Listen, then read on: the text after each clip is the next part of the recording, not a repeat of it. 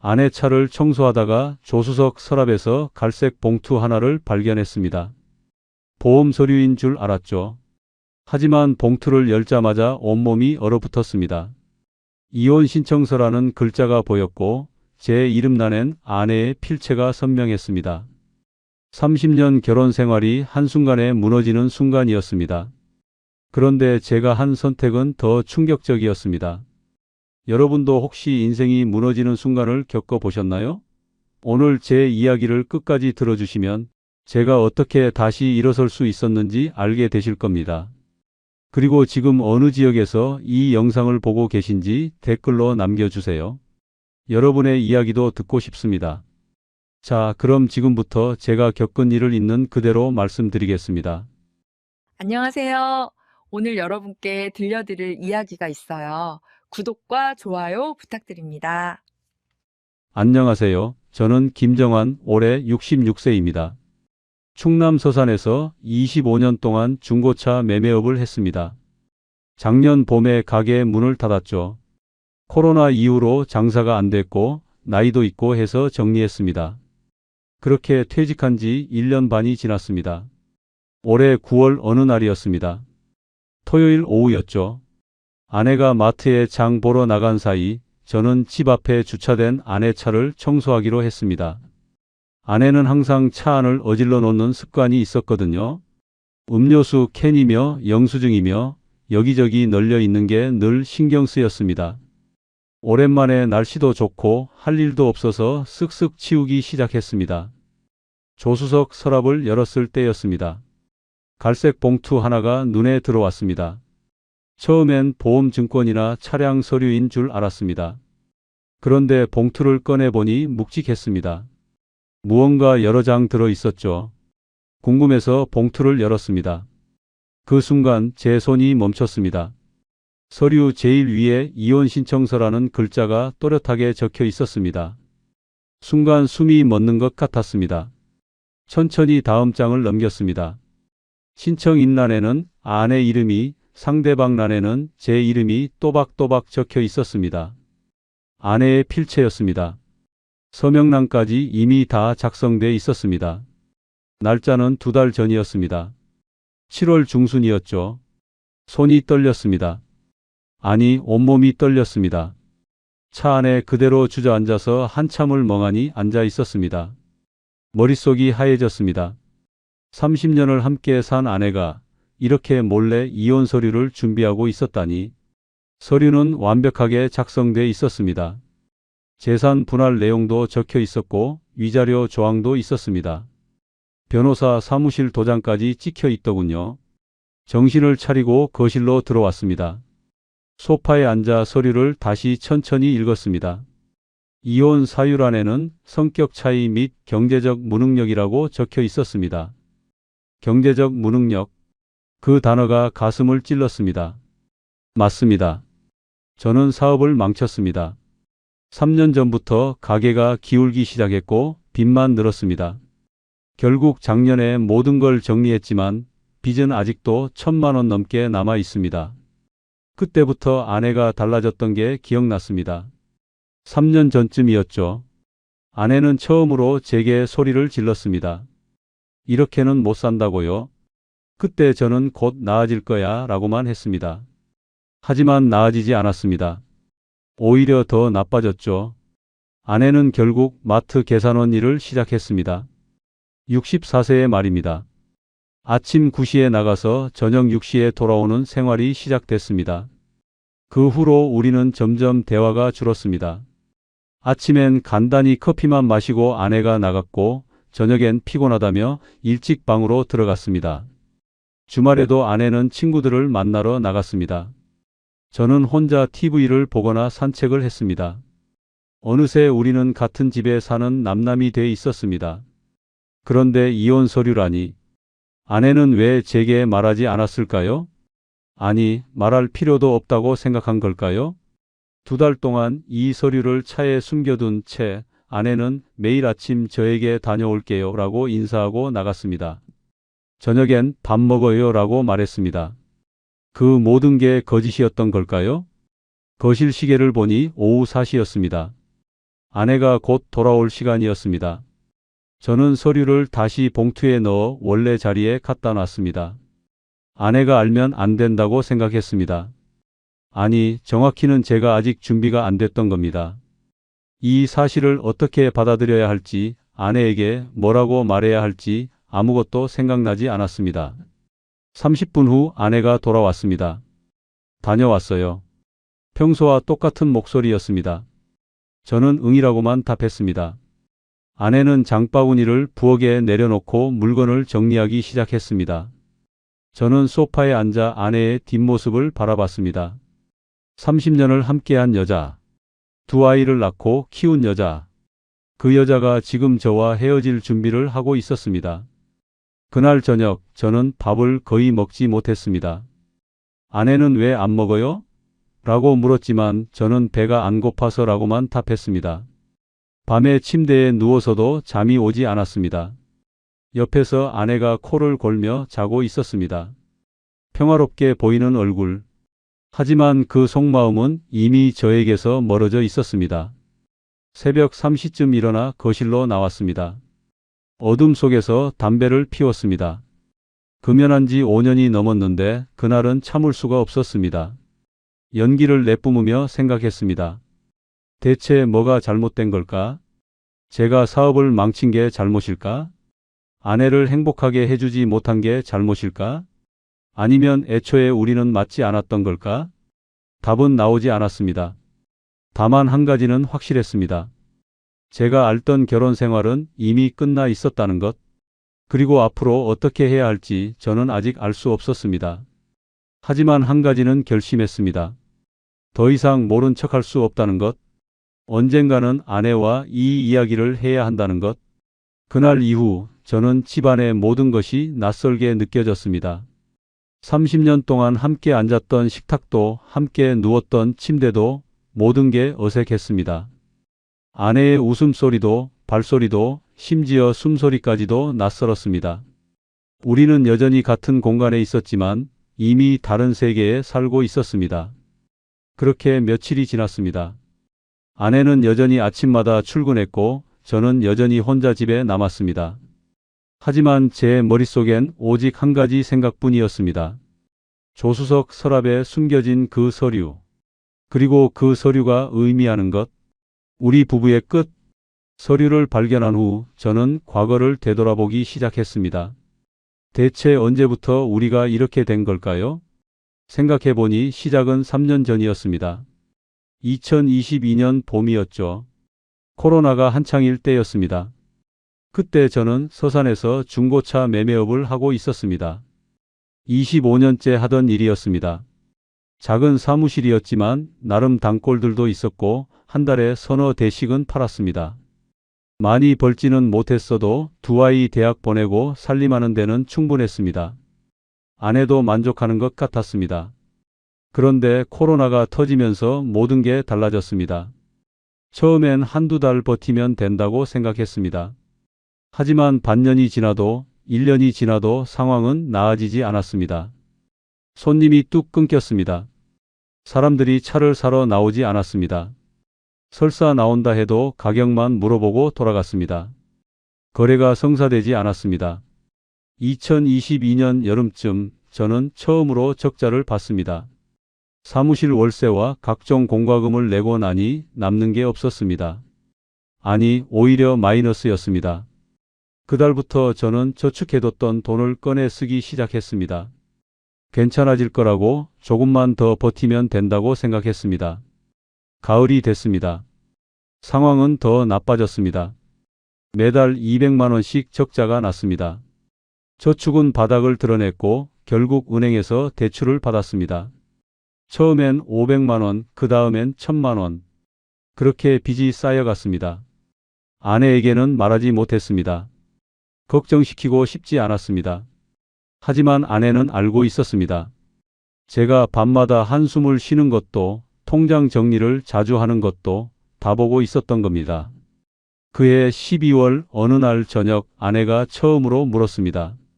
가게 어떻게 돼가요? 저는 그럭저럭이라고만 답했습니다. 아내는 더 이상 묻지 않았습니다. 하지만 그날 밤 아내의 표정이 어두웠던 게 기억납니다. 2023년 새해가 밝았습니다. 저는 올해야말로 달라질 거라고 기대했습니다. 하지만 1월, 2월이 지나도 상황은 똑같았습니다. 오히려 더 나빠졌습니다. 은행 대출 이자가 밀리기 시작했고 월세도 2달째 연체됐습니다. 건물주가 전화를 걸어왔습니다. 이번 달까지 안 내시면 계약 해지합니다. 그때 저는 정신이 번쩍 들었습니다. 이대로는 안 되겠다고요. 3월 어느 날 아내와 마주 앉았습니다. 더 이상 숨길 수 없었습니다. 모든 걸 털어놨습니다. 적자 이야기, 대출 이야기, 연체된 월세 이야기까지. 아내는 말없이 듣고 있었습니다. 제 이야기가 끝나자 아내가 입을 열었습니다. 지금 빚이 얼마예요? 2,500만 원쯤 됩니다. 가게 접으면요? 그래도 빚은 남습니다. 1,500만 원 정도. 아내는 한참을 말이 없었습니다. 그러다 천천히 말했습니다. 우리 이렇게는 못 살겠어요. 그 한마디가 제 가슴을 찔렀습니다. 30년 결혼 생활에서 아내가 그런 말을 한 건 처음이었습니다.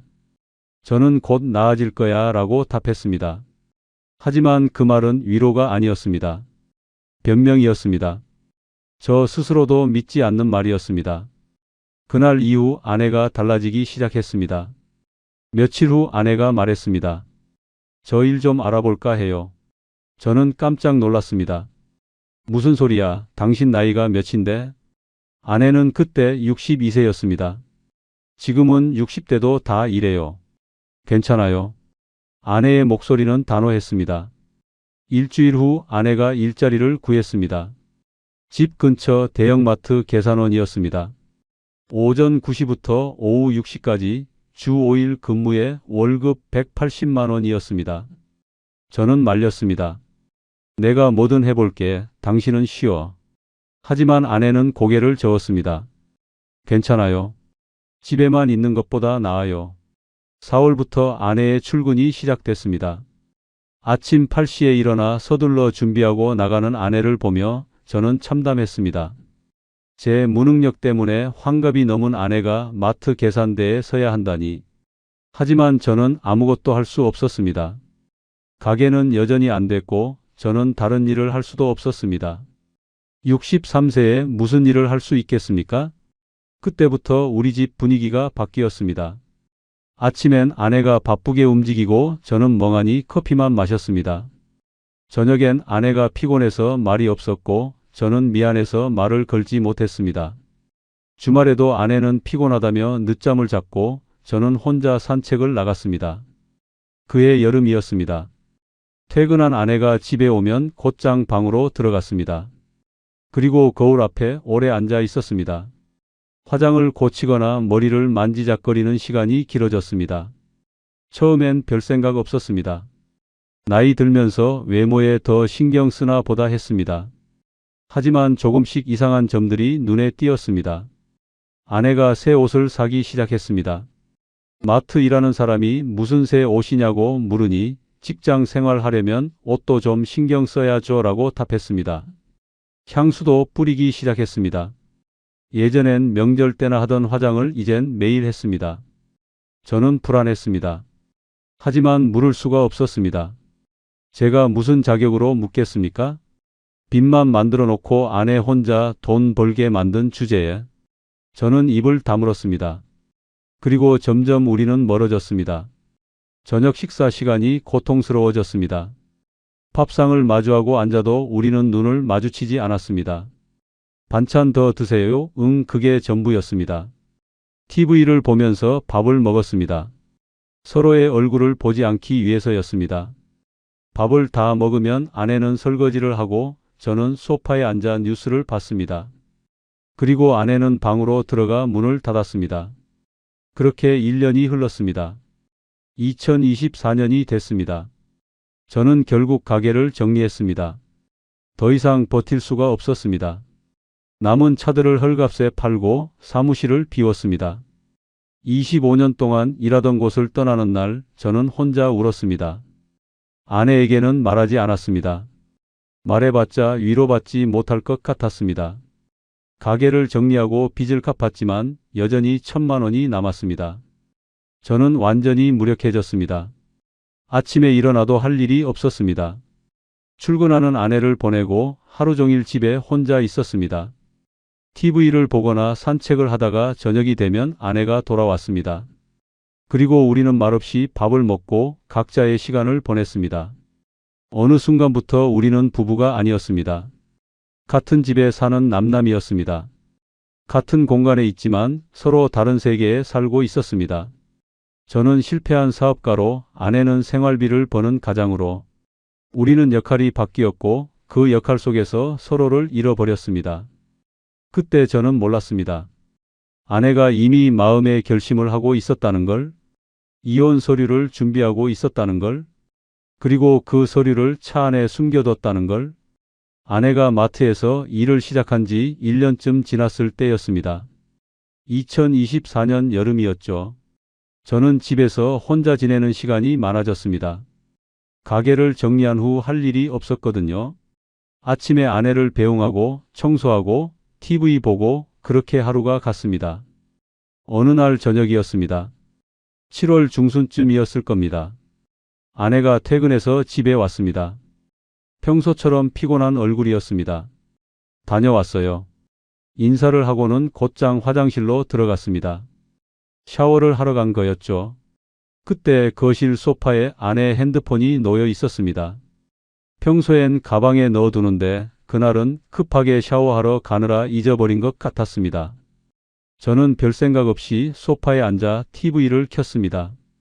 그런데 핸드폰 화면이 켜지면서 알림이 떴습니다. 카톡 메시지였습니다. 화면에 메시지 일부가 보였습니다. 오늘도 그립다는 말. 그 다음은 가려져 있었습니다. 발신자 이름은 김 과장님이었습니다. 순간 심장이 철렁했습니다. 그립다는 말이라니. 누가 우리 아내에게 그런 말을 한 걸까요? 저도 모르게 핸드폰을 집어들었습니다. 잠금 화면을 풀려고 했지만 비밀번호가 바뀌어 있었습니다. 예전엔 제 생일이었는데 이젠 아니었습니다. 화장실에서 물소리가 들렸습니다. 아내가 샤워 중이었습니다. 저는 핸드폰을 다시 소파에 내려놨습니다. 손이 떨렸습니다. 마음이 복잡했습니다. 봐야 하나 말아야 하나. 하지만 이미 본 건 어쩔 수 없었습니다. 오늘도 그립다는 말. 그 문장이 머릿속에서 떠나지 않았습니다. 20분쯤 지나 아내가 나왔습니다. 머리를 말리며 방으로 들어갔습니다. 저는 아무 말도 하지 못했습니다. 어떻게 물어봐야 할지 몰랐습니다. 그냥 TV만 보고 있었습니다. 저녁을 먹는 동안 내내 신경이 쓰였습니다. 아내는 평소처럼 밥을 먹고 있었습니다. 아무렇지도 않은 표정이었습니다. 저는 반찬을 집으며 슬쩍 물었습니다. 오늘 직장에서 별일 없었어요? 아내는 별일 없었어요 라고 짧게 답했습니다. 그게 전부였습니다. 그날 밤 잠이 오지 않았습니다. 옆에서 아내가 자고 있었지만 저는 천장만 바라봤습니다. 김 과장이라는 사람은 누구일까? 직장 동료인 건 분명한데 왜 아내에게 그런 말을 하는 걸까? 아내는 그 사람과 무슨 관계일까? 다음 날도 그 다음 날도 저는 계속 신경이 쓰였습니다. 아내를 보면 자꾸 그 메시지가 생각났습니다. 하지만 물을 수가 없었습니다. 제가 핸드폰을 봤다고 말할 수도 없었고 괜한 의심일 수도 있었으니까요. 그렇게 일주일쯤 지났을 때였습니다. 어느 토요일 오후였습니다. 아내가 마트 일을 마치고 왔습니다. 그런데 평소보다 기분이 좋아 보였습니다. 콧노래를 흥얼거리며 부엌으로 갔습니다. 냉장고에서 음료수를 꺼내 마시고 있었습니다. 저는 거실에 앉아 있다가 용기를 냈습니다. 여보, 물어볼 게 있어요. 아내가 저를 봤습니다. 뭐요? 저는 잠시 망설이다가 말했습니다. 지난주에 당신 핸드폰에 메시지 하나 봤어요. 그냥 화면에 떠 있길래 봤는데. 아내의 얼굴이 굳었습니다. 무슨 메시지요? 저는 천천히 말했습니다. 김 과장이라는 사람한테 온 거요. 오늘도 그립다는 내용이었어요. 순간 침묵이 흘렀습니다. 아내는 음료수를 내려놓고 저를 바라봤습니다. 표정이 약간 당황스러워 보였습니다. 하지만 곧 평온한 얼굴로 돌아왔습니다. 아, 그 사람. 아내가 말했습니다. 직장 동료예요. 같은 계산대에서 일하는 남자 직원이에요. 저는 물었습니다. 그런데 왜 그런 메시지를 보내요? 아내는 잠시 생각하더니 답했습니다. 그냥 힘들 때 얘기하는 친구 같은 거예요. 별거 아니에요. 별거 아니라니. 제 가슴이 답답해졌습니다. 친구가 그런 말을 해요? 아내는 약간 짜증 섞인 목소리로 말했습니다. 무슨 이상한 관계 같은 거 아니에요. 그냥 직장에서 서로 힘든 거 얘기하다 보니까 친해진 거예요. 요즘 일이 힘들잖아요. 저는 더 물을 수가 없었습니다. 아내의 표정이 불편해 보였거든요. 알았어요 라고만 답했습니다. 아내는 방으로 들어갔습니다. 문을 닫는 소리가 들렸습니다. 저는 거실에 혼자 남았습니다. 소파에 앉아 멍하니 있었습니다. 별거 아니라는 아내의 말이 계속 맴돌았습니다. 정말 별거 아닐까요? 아니면 제가 너무 예민한 걸까요? 하지만 이상했습니다. 직장 동료가 오늘도 그립다는 말을 한다는 게 그게 정말 그냥 친구 사이에서 하는 말일까요? 저는 확신할 수 없었습니다. 그날 밤 저는 거실 소파에서 밤을 새웠습니다. 잠이 오지 않았습니다. 담배가 피우고 싶었습니다. 금연한 지 오래됐지만 그날은 참을 수가 없었습니다. 서랍에서 오래된 담배 한 갑을 꺼냈습니다. 베란다로 나가 불을 붙였습니다. 연기를 내뿜으며 밤하늘을 봤습니다. 어두운 하늘에 별이 보이지 않았습니다. 도시의 불빛 때문이었죠. 저는 생각했습니다. 대체 언제부터 우리가 이렇게 된 걸까? 서로를 의심하고 서로에게 숨기고 새벽 3시쯤 됐을 때 깨달았습니다. 무너진 건 신뢰였습니다. 사업이 망하고 아내가 일을 시작하고 제가 무기력해지면서 우리 사이의 신뢰가 조금씩 무너졌던 겁니다. 이제 우리는 서로를 믿지 못하는 사이가 돼 있었습니다. 담배를 다 피우고 거실로 들어왔습니다. 소파에 누워 눈을 감았습니다. 하지만 잠은 오지 않았습니다. 아내의 얼굴, 김 과장이라는 사람, 그 메시지, 모든 게 머릿속을 맴돌았습니다. 다음 날 아침 아내는 평소처럼 일어나 출근 준비를 했습니다. 다녀올게요 라고 인사하고 나갔습니다. 저는 응이라고만 답했습니다. 문 닫히는 소리가 들렸습니다. 저는 소파에 그대로 앉아 있었습니다. 텅 빈 집이 너무 조용했습니다. 그때 문득 생각났습니다. 아내 차에서 봤던 그 서류, 이혼 신청서, 날짜가 7월 중순이었습니다. 그 메시지를 받은 시기와 비슷했습니다. 그 순간 깨달았습니다. 서류는 이미 준비돼 있었습니다. 제가 메시지를 보기 전에, 아니 제가 사업을 망치기 훨씬 전부터 아내는 마음을 정하고 있었던 겁니다. 그리고 지금은 그저 적당한 타이밍을 기다리고 있는 것뿐이었습니다. 저는 무너지는 기분이었습니다. 30년 결혼 생활이 이렇게 끝나가고 있었습니다. 제가 할 수 있는 건 아무것도 없었습니다. 아니, 이미 너무 늦었던 겁니다. 그렇게 우리 사이의 균열은 더 깊어지고 있었습니다. 그리고 더 큰 거짓말이 저를 기다리고 있었습니다. 메시지 사건 이후 우리는 더 조심스러워졌습니다. 아내는 핸드폰을 항상 가방 속에 넣어뒀고 저는 더 이상 묻지 않았습니다. 서로에게 관심이 없는 척했지만 사실은 서로를 경계하고 있었던 겁니다. 2024년 가을이 왔습니다. 9월 말쯤이었습니다. 어느 날 저녁 아내가 말했습니다. 다음 주에 친구들이랑 여행 가려고요. 저는 TV를 보다가 고개를 돌렸습니다. 어디요? 속초요. 2박 3일로요. 속초라니. 갑자기 여행이라니. 저는 의아했습니다. 누구랑 가는데요? 아내는 태연하게 답했습니다. 고등학교 동창들이요. 여자친구들 넷이서요. 오래전부터 약속했었어요. 저는 더 물을 게 없었습니다. 그래요, 다녀와요. 아내는 고맙다는 말도 없이 방으로 들어갔습니다. 저는 소파에 앉아 찜찜한 기분이 들었습니다. 왜일까요? 그냥 친구들과 여행인데 왜 이렇게 불안할까요? 일주일 후 아내가 여행을 떠났습니다. 금요일 아침이었습니다. 큰 여행 가방을 들고 나가는 아내를 배웅했습니다. 조심히 다녀와요. 네, 일요일 저녁에 올게요. 그렇게 아내는 떠났습니다. 혼자 남은 집은 더 조용했습니다. 평소에도 혼자 있는 시간이 많았지만 아내가 집을 비운다는 게 왠지 더 쓸쓸하게 느껴졌습니다. 저는 TV를 켜고 점심을 대충 먹고 그렇게 하루를 보냈습니다. 토요일 오후였습니다.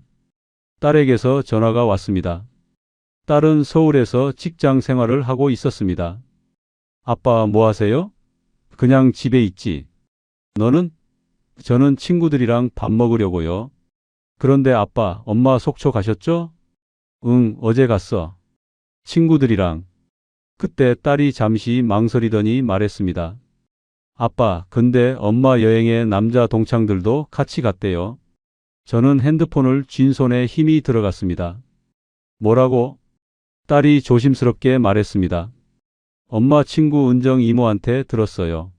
원래 여자들만 가려고 했는데 남자 동창 몇 명이 끼게 됐대요. 근데 아빠한테는 안 말씀드린 것 같아서요. 순간 머릿속이 하얘졌습니다. 남자 동창들이라니. 아내는 분명 여자친구들 넷이서 간다고 했습니다. 저는 딸에게 그래, 알았어 라고만 답하고 전화를 끊었습니다.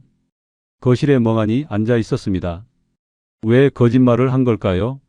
남자 동창들이 같이 간다는 걸 왜 숨긴 걸까요? 그냥 말하면 될 텐데.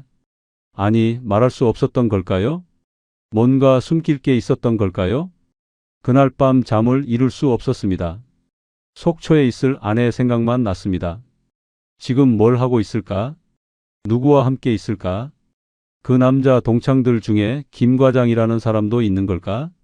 온갖 생각이 머릿속을 가득 채웠습니다. 일요일이 됐습니다. 하루 종일 초조했습니다. 아내에게 전화를 걸까 생각했지만 그러지 못했습니다. 전화해서 뭐라고 물어볼까요? 남자 동창들도 같이 갔냐고? 그럼 딸한테 들었다는 걸 알게 될 텐데.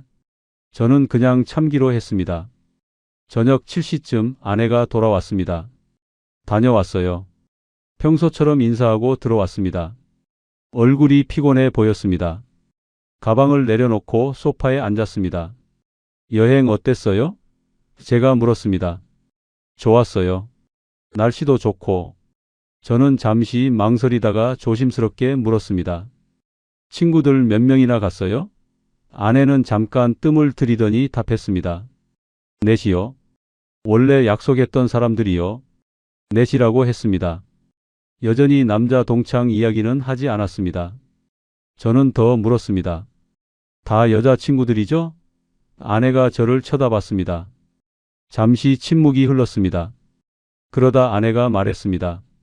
원래 여자들만 가려고 했는데 남자 동창 몇 명이 끼게 됐어요. 우연히 그렇게 된 거예요. 우연히. 그 말이 제 가슴을 찔렀습니다. 왜 말 안 했어요? 아내는 약간 짜증 섞인 목소리로 답했습니다. 말해야 해요? 그냥 동창들끼리 여행 간 건데. 무슨 문제라도 있어요? 저는 말을 잃었습니다. 아내의 태도가 너무 당당했습니다. 오히려 제가 이상한 사람 취급을 받는 기분이었습니다. 아니요, 그냥 궁금해서요. 그렇게 답할 수밖에 없었습니다. 아내는 피곤하다며 방으로 들어갔습니다. 샤워를 하고 일찍 잠들었습니다. 저는 거실에 혼자 남아 소파에 앉아 있었습니다. 텅 빈 거실이 너무 넓게 느껴졌습니다. 그날 밤 저는 결심했습니다. 더 이상 이렇게 살 수 없다고.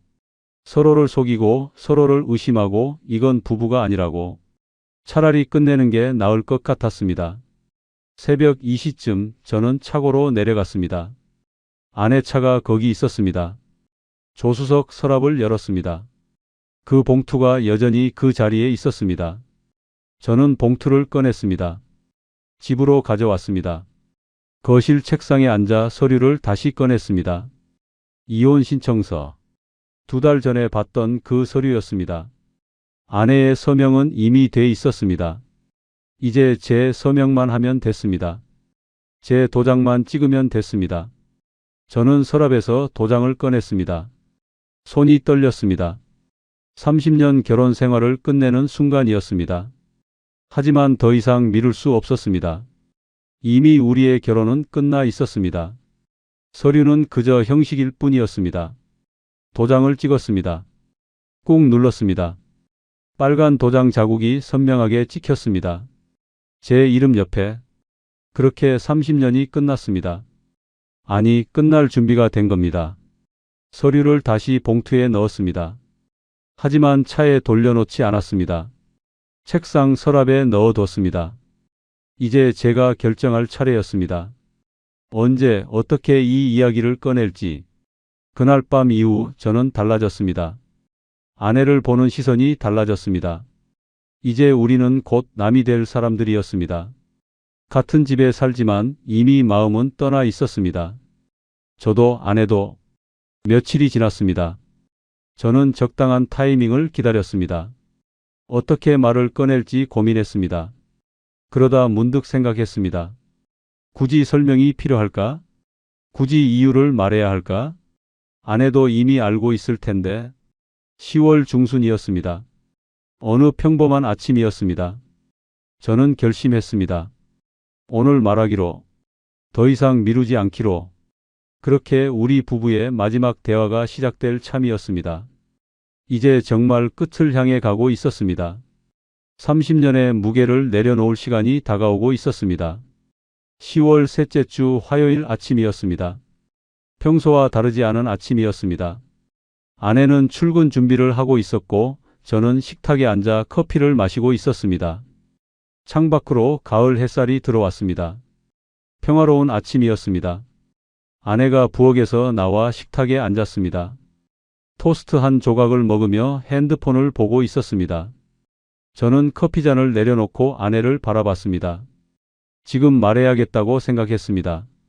더 이상 미룰 수 없었습니다. 여보. 제가 불렀습니다. 아내가 고개를 들어 저를 봤습니다. 왜요? 저는 잠시 숨을 고르고 말했습니다. 우리 내일 법원 갑시다. 아내의 손이 멈췄습니다. 토스트를 들고 있던 손이 공중에 멈춰 있었습니다. 법원이요? 왜요?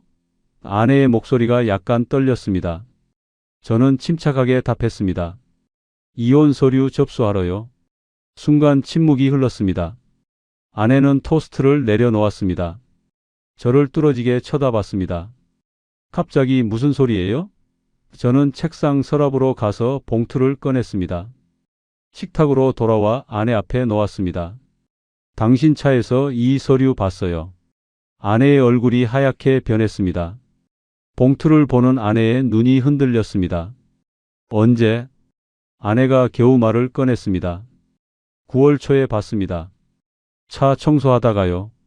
아내는 아무 말도 하지 못했습니다. 그저 봉투를 바라보고만 있었습니다.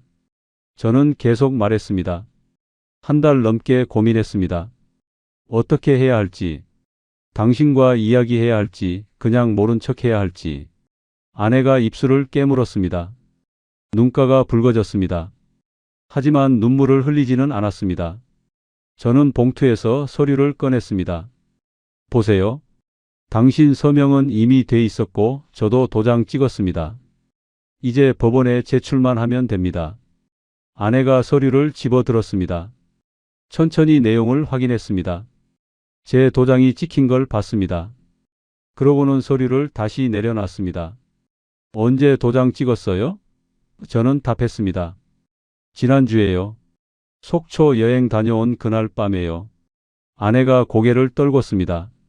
한참을 그렇게 있더니 작은 목소리로 물었습니다. 왜 그날이었어요? 저는 솔직하게 말했습니다. 딸한테 전화 왔었어요. 당신이 남자 동창들이랑도 같이 갔다고 하더군요. 그런데 당신은 그 말을 숨겼잖아요. 아내가 얼굴을 들었습니다. 그게 이혼 사유예요?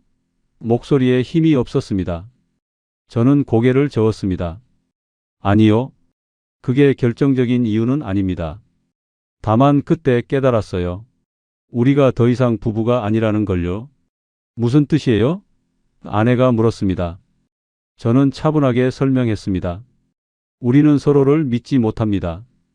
당신은 저한테 여행 이야기를 숨겼고 저는 당신 핸드폰 메시지를 봤습니다. 우리는 서로를 의심하며 살고 있어요. 아내가 말이 없었습니다. 저는 계속했습니다. 김 과장이라는 사람, 그 사람이 누구든 상관없습니다. 중요한 건 우리가 이미 멀어졌다는 거예요. 제가 사업 망치고 당신이 일 나가고 그때부터 우리는 부부가 아니었습니다. 그럼? 아내가 떨리는 목소리로 물었습니다. 언제부터 이혼 생각했어요? 저는 솔직하게 답했습니다. 서류 본 그날부터요. 아니, 어쩌면 당신이 서류 준비한 그때부터 이미 끝이었는지도 모르죠. 아내의 눈에서 눈물이 흘렀습니다. 미안해요. 아내가 말했습니다. 제가 먼저 서류 준비한 거 미안해요. 하지만 저도 힘들었어요. 당신이 사업 망치고 빚만 쌓이고 저 혼자 돈 벌어야 하고. 저는 아내의 말을 끊었습니다. 압니다. 제 잘못이 큽니다. 당신을 힘들게 했죠. 그러니까 이제 끝냅시다. 우리 이쯤에서 멈추죠. 서로를 위해서요. 아내가 고개를 숙였습니다. 어깨가 떨렸습니다. 하지만 소리 내어 울지는 않았습니다. 한참을 그렇게 있더니 고개를 들었습니다. 내일 법원 가요? 저는 고개를 끄덕였습니다. 네, 오전 10시에 갑시다. 아내는 아무 말도 하지 않았습니다. 그저 고개를 끄덕일 뿐이었습니다. 토스트는 반쯤 남아 있었고 커피는 식어 있었습니다. 우리는 더 이상 아무 말도 하지 않았습니다. 아내가 일어났습니다. 출근해야 해요. 평소처럼 가방을 들었습니다. 현관으로 향했습니다. 문을 열기 전에 뒤돌아봤습니다. 내일 10시 맞죠? 저는 네라고 답했습니다. 아내가 나갔습니다. 문 닫히는 소리가 들렸습니다. 저는 식탁에 혼자 남았습니다. 아내의 커피잔이 그대로 있었습니다. 반쯤 남은 토스트도 있었습니다. 30년의 흔적들이 집 안 곳곳에 있었습니다. 하지만 이제 곧 사라질 것들이었습니다. 그날 하루는 길었습니다. 저는 집 안을 정리했습니다. 제 물건과 아내 물건을 구분했습니다. 앞으로 재산 분할을 해야 할 테니까요. 집은 아내가 가져가기로 돼 있었습니다. 서류에 그렇게 적혀 있었으니까요. 저녁에 아내가 돌아왔습니다. 다녀왔어요. 평소처럼 인사했습니다. 하지만 분위기가 달랐습니다. 무겁고 어색했습니다. 저녁을 함께 먹었습니다. 대화는 없었습니다. 그저 밥만 먹었습니다. 밤이 됐습니다. 아내는 방으로 들어갔고 저는 거실 소파에서 잤습니다. 잠이 오지 않았습니다. 내일이면 법원에 갑니다. 내일이면 정말 끝입니다. 30년이 끝나는 겁니다. 다음 날 아침 우리는 함께 법원에 갔습니다. 말은 없었습니다. 차 안은 조용했습니다. 법원에 도착해서 서류를 접수했습니다. 담당 직원이 서류를 확인했습니다. 협의 이혼이시네요. 한 달 후에 다시 오시면 됩니다. 한 달. 그 기간이 지나면 우리는 완전히 남이 되는 겁니다.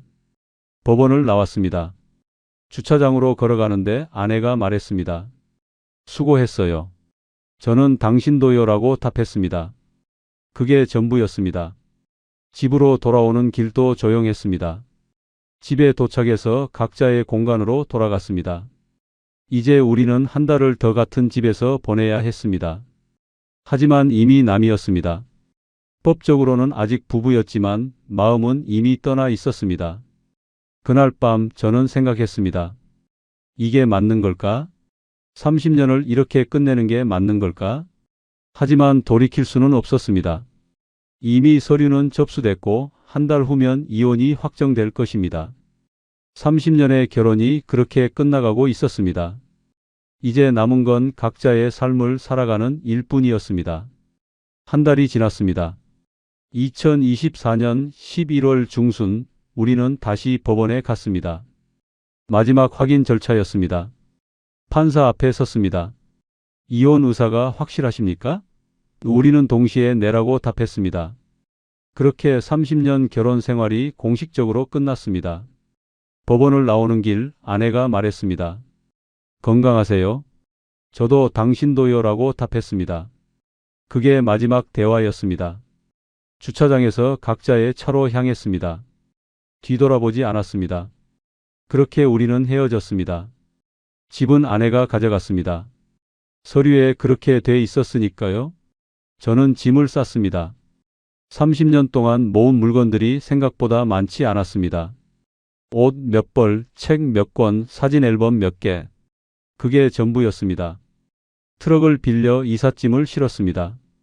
새로운 보금자리는 서산 외곽의 작은 원룸이었습니다. 방 하나, 화장실 하나, 작은 부엌이 전부였습니다. 20평대 아파트에서 살다가 8평 원룸으로 왔습니다. 처음엔 답답했습니다. 벽이 너무 가까웠고 천장이 낮게 느껴졌습니다. 짐을 풀었습니다. 옷장에 옷을 걸고 책을 책꽂이에 꽂았습니다. 사진 앨범은 서랍 깊숙이 넣어뒀습니다.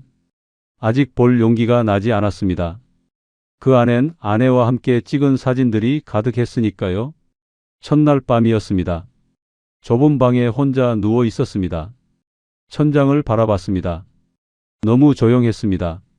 아내의 숨소리도 발소리도 들리지 않았습니다. 오직 침묵만 있었습니다. 그날 밤 처음으로 울었습니다. 소리 없이 조용히 눈물을 흘렸습니다. 다음 날부터 혼자 사는 법을 배워야 했습니다. 아침에 일어나 밥을 지었습니다.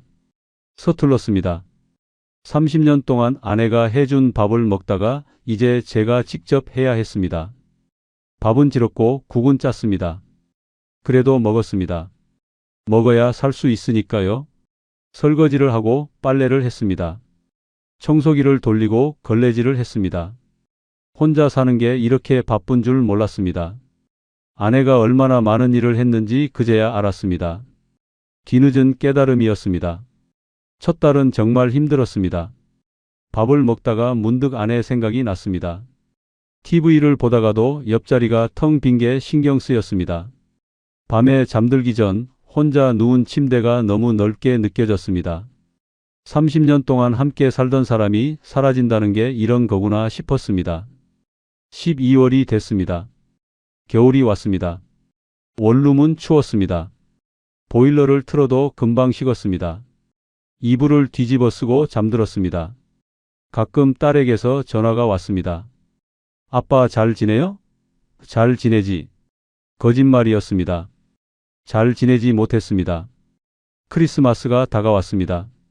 거리엔 캐럴이 흘렀고 사람들은 행복해 보였습니다. 저는 원룸에 혼자 앉아 소주를 마셨습니다. 한 잔, 두 잔, 세 잔. 취했습니다. 그리고 또 울었습니다.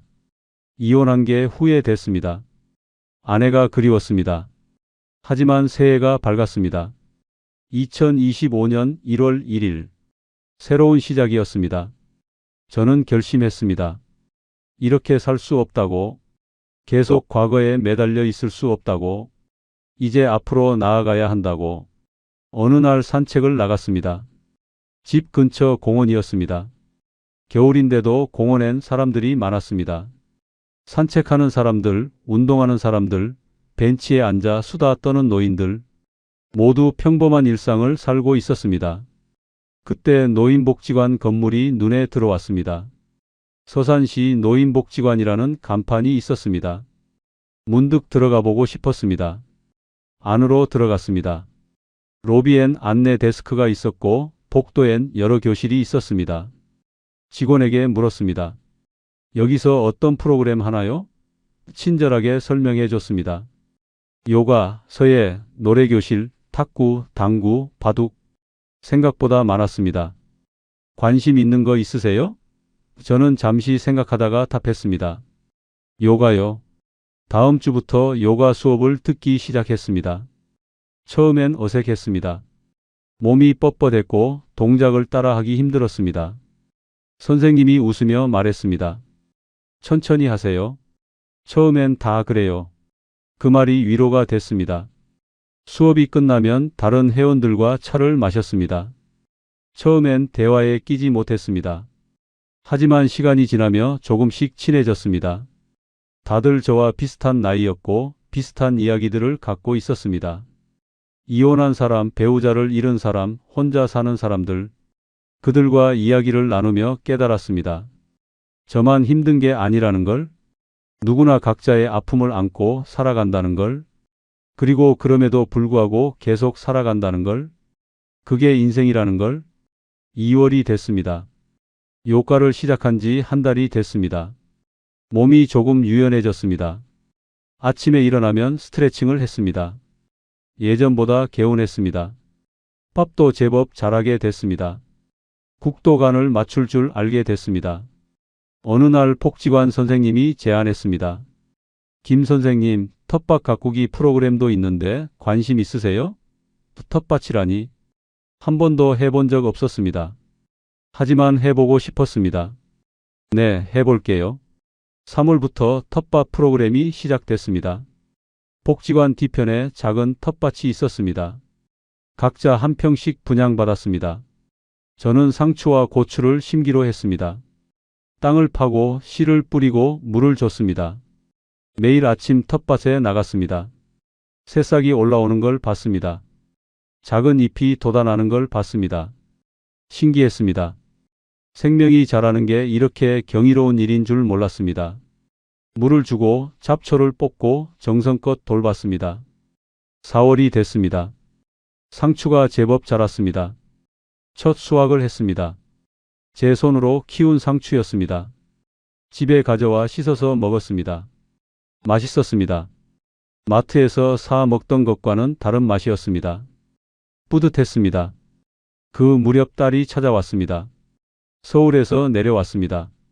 오랜만에 보는 딸이었습니다. 원룸 문을 열고 들어온 딸이 저를 보고 말했습니다. 아빠, 얼굴이 좋아 보여요. 저는 웃었습니다. 그래? 딸이 고개를 끄덕였습니다. 네, 예전보다 편해 보여요. 딸의 말이 맞았습니다. 저는 편해졌습니다. 혼자 사는 게 처음엔 힘들었지만 이젠 익숙해졌습니다. 아니, 익숙해진 게 아니라 받아들인 겁니다. 이게 제 삶이라는 걸. 이제 저는 저를 위해 사는 겁니다. 5월이 됐습니다. 이혼한 지 반년이 지났습니다. 요가는 계속하고 있고 텃밭도 잘 가꾸고 있습니다. 복지관 친구들도 생겼습니다. 일주일에 두세 번은 함께 커피를 마십니다. 가끔 당구도 칩니다. 서툴지만 재미있습니다. 어느 날 문득 깨달았습니다. 저는 이제 행복합니다. 완벽하진 않지만 나쁘지 않습니다. 혼자지만 외롭지 않습니다. 가난하지만 부족하지 않습니다. 이게 제 인생입니다. 66세에 시작하는 새로운 인생입니다. 아내를 용서했습니다. 아내가 잘못한 게 많지만 저도 잘못했습니다. 사업을 망쳤고 아내를 힘들게 했습니다. 서로가 서로에게 상처를 줬습니다. 그리고 이제 헤어졌습니다. 그걸 받아들였습니다. 무엇보다 저 자신을 용서했습니다. 실패한 사업가로서의 저를, 무능한 남편이었던 저를 용서했습니다. 누구나 실패합니다. 누구나 잘못합니다. 중요한 건 그 다음입니다. 어떻게 살아가느냐가 중요합니다. 지금 저는 매일 아침 일어나 스트레칭을 합니다. 밥을 짓고 설거지를 합니다. 텃밭에 나가 채소를 돌봅니다. 복지관에서 요가를 하고 친구들과 차를 마십니다. 저녁엔 TV를 보거나 책을 읽습니다. 평범한 하루입니다. 하지만 제 하루입니다. 누군가를 용서한다는 건 결국 나 자신을 자유롭게 하는 일이더군요. 아내를 원망하며 살 수도 있었습니다. 과거에 매달려 후회할 수도 있었습니다. 하지만 그건 제 자신을 올가매는 일이었습니다. 용서하고 놓아주고 앞으로 나아가는 게 진짜 자유였습니다. 여러분께 묻고 싶습니다. 만약 당신이 차 안에서 그 서류를 발견했다면 어떻게 하셨을까요? 끝까지 대화로 풀려고 했을까요? 아니면 저처럼 먼저 결단을 내렸을까요? 정답은 없습니다. 각자의 선택이 있을 뿐입니다. 그리고 한 가지 더 묻고 싶습니다. 지금 당신의 관계 속에서 진짜 당신은 행복하십니까? 남을 위해 사는 삶이 아니라 당신 자신을 위한 삶을 사시고 계십니까? 때로는 놓아주는 것도 용기입니다. 때로는 혼자가 되는 것도 새로운 시작입니다. 저는 66세에 새로 시작했습니다. 늦지 않았습니다. 아직 시간이 있습니다. 여러분도 할 수 있습니다. 용기를 내세요. 진짜 당신의 삶을 사세요. 그게 제가 이혼 후 배운 가장 큰 교훈입니다. 결혼 40년. 그날 저는 문을 닫고 나왔습니다. 뒤돌아보면 평생 참기만 했던 제 삶. 그날만큼은 참지 않기로 했습니다.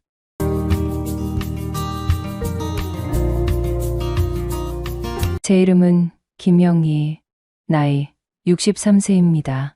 20살 조금 넘긴 나이에 시집을 와서 눈 떠보니 어느새 40년이 훌쩍 지나 있더군요. 제 결혼 생활은 남들이 보기엔 평범해 보였습니다. 남편은 직장 다니고 저는 집안 살림하며 시부모님 모시고 아이 둘 키우고 겉으론 그저 전형적인 주부의 삶이었죠. 하지만 그 안은 늘 숨막히는 긴장 속이었습니다. 시집 온 첫날부터 시어머니는 제게 며느리는 새벽에 일찍 일어나야 집안이 산다 하셨습니다. 그 말이 제 생활의 규칙이 됐죠. 새벽 5시 전에 일어나 밥 짓고 빨래하고 마당 쓸고 온 가족 아침상을 차렸습니다. 제 밥은 늘 마지막이었고 밥그릇에 김치 몇 조각 얹으면 그게 제 아침이었습니다. 남편은 무뚝뚝했습니다. 고생한다는 말 한마디보다 밥이 늦게 나오면 인상을 쓰는 사람이었죠. 술이라도 마신 날이면 말수가 더 줄고 화만 많아졌습니다.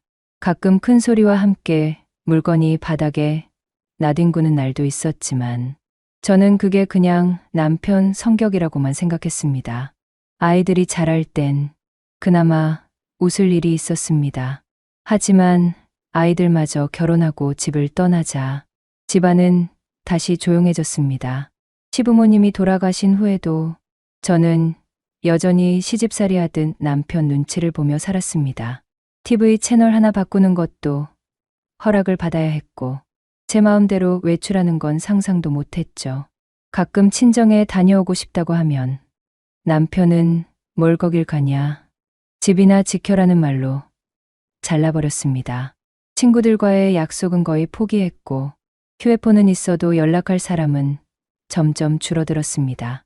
어쩌면 제 인생은 이미 제 것이 아니었던 겁니다.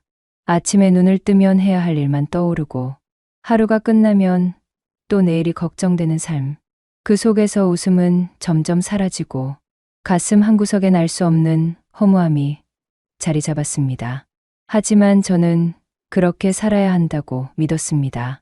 다들 저렇게 사는 거지라는 말로 제 마음을 달래며 참는 게 미덕이라고 스스로를 세뇌했죠.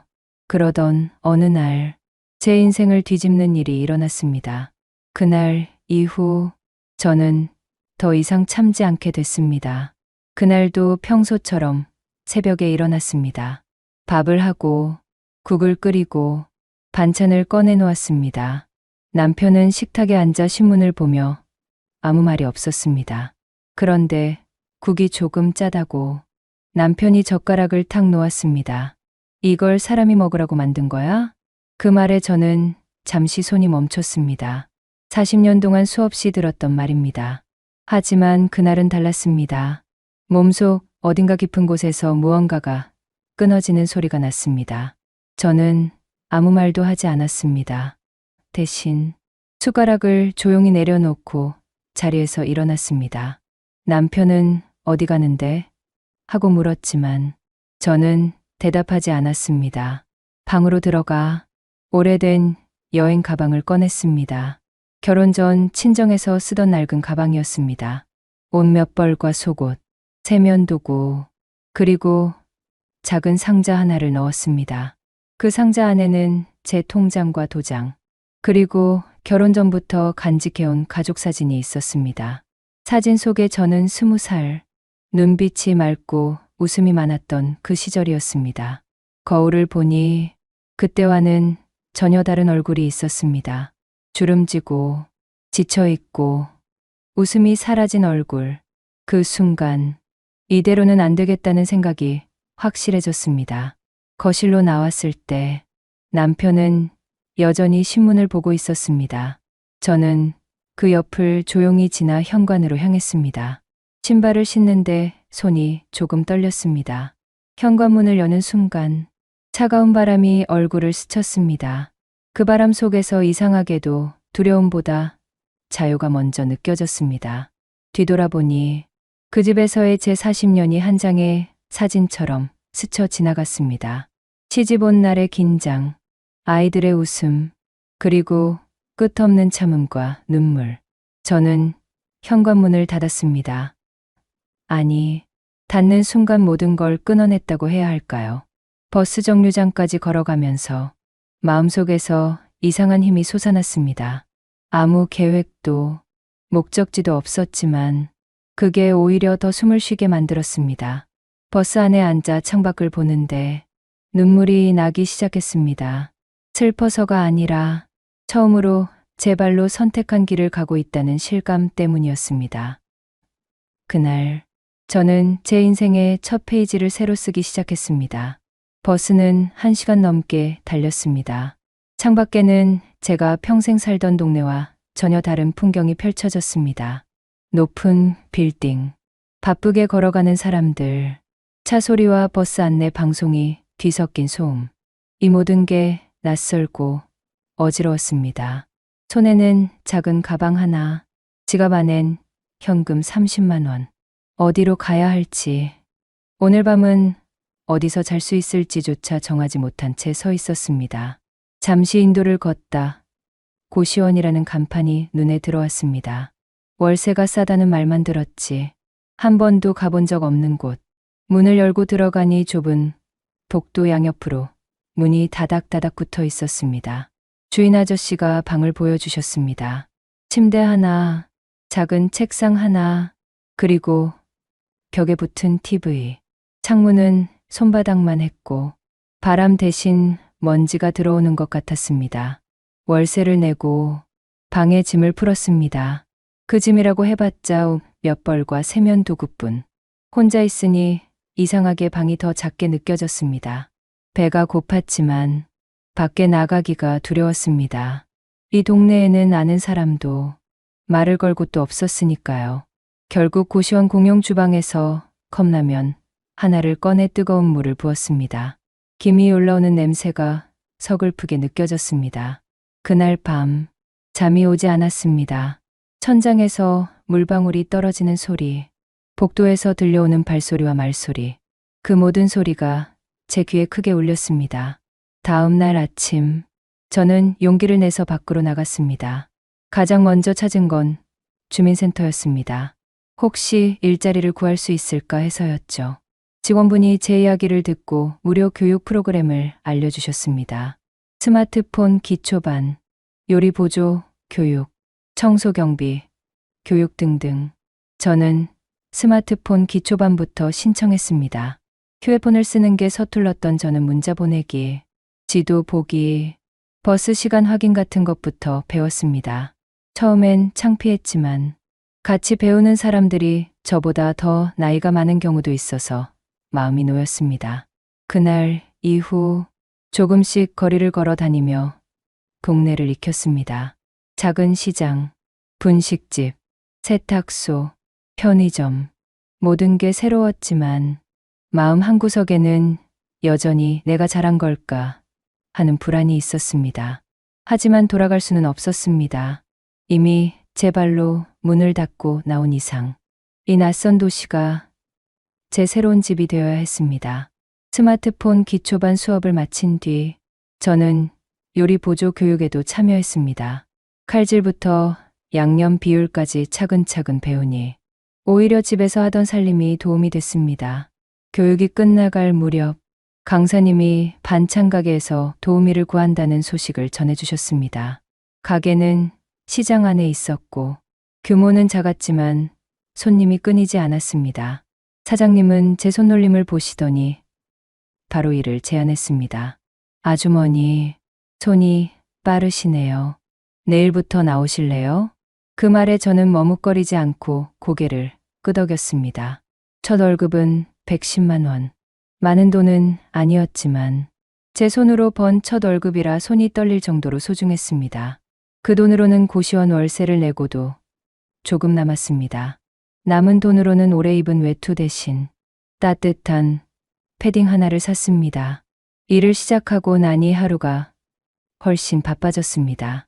아침 8시에 출근해 반찬을 만들고 점심 무렵엔 손님 응대도 했습니다. 퇴근길에는 시장에서 저녁거리를 사며 사람들과 인사도 나누게 됐습니다.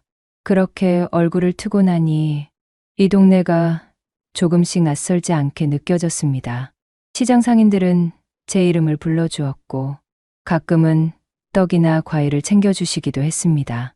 고시원 생활도 조금씩 익숙해졌습니다.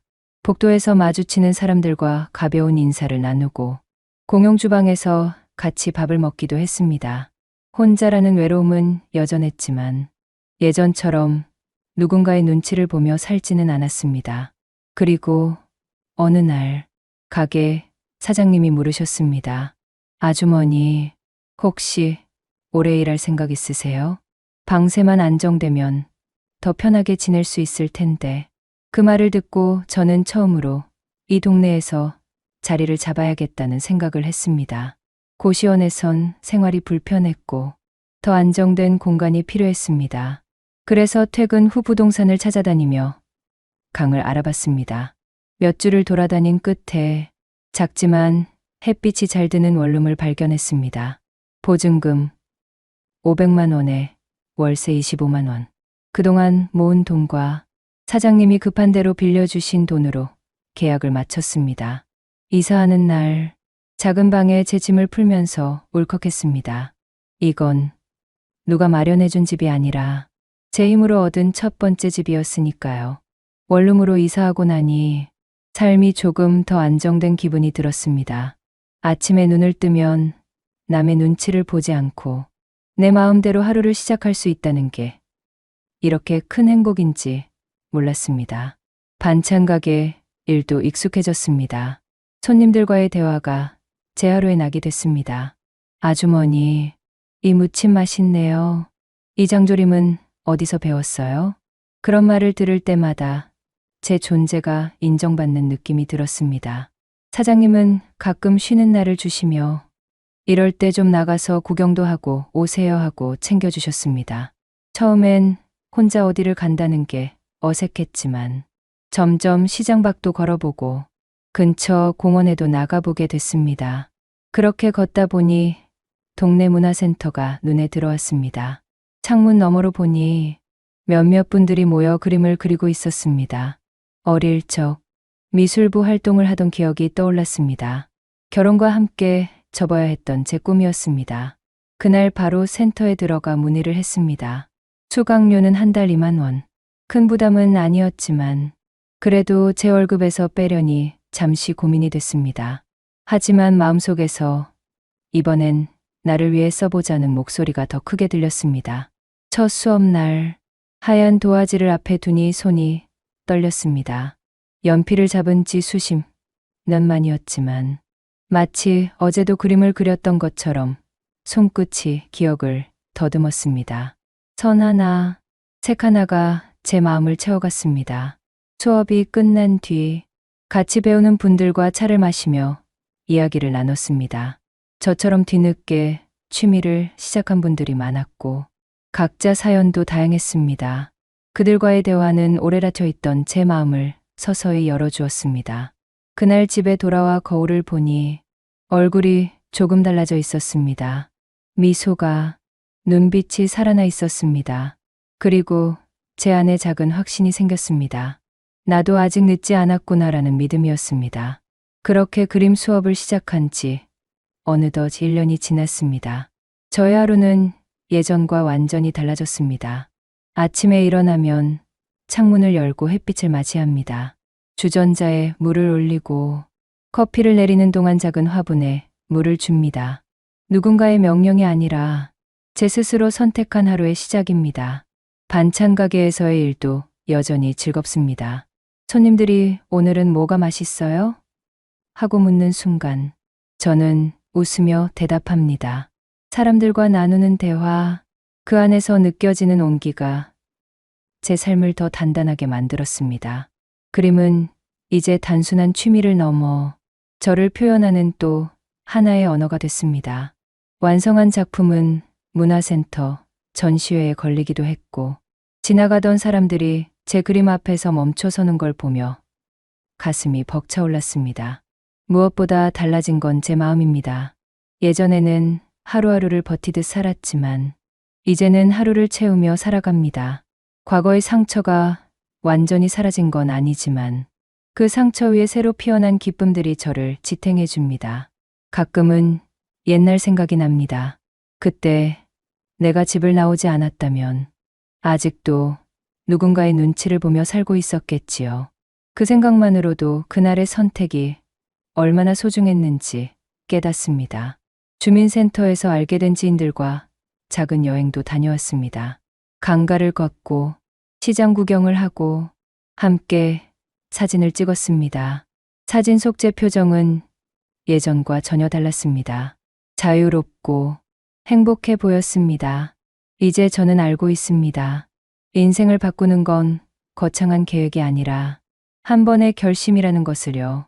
그 결심이 문을 나서는 발걸음이든 낯선 도시에서의 첫걸음이든 그 모든 건 나를 위한 선택에서 시작된다는 거려. 혹시 지금 저처럼 오랫동안 참아온 분이 계신가요? 두렵더라도 한 걸음 내딛어 보셨으면 좋겠습니다. 늦었다고 생각하는 그 순간이 사실은 가장 빠른 때일지도 모릅니다. 남은 인생은 누구의 것이 아닌 나의 것이어야 합니다. 저는 이제 제 이름으로 살아가고 있습니다. 사람이 주는 온기가 사람을 다시 일으킵니다. 이 이야기가 누군가의 내일을 밝히는 불씨가 되길 바랍니다. 끝까지 함께 해주셔서 감사합니다. 구독과 좋아요로 마음을 나눠주세요.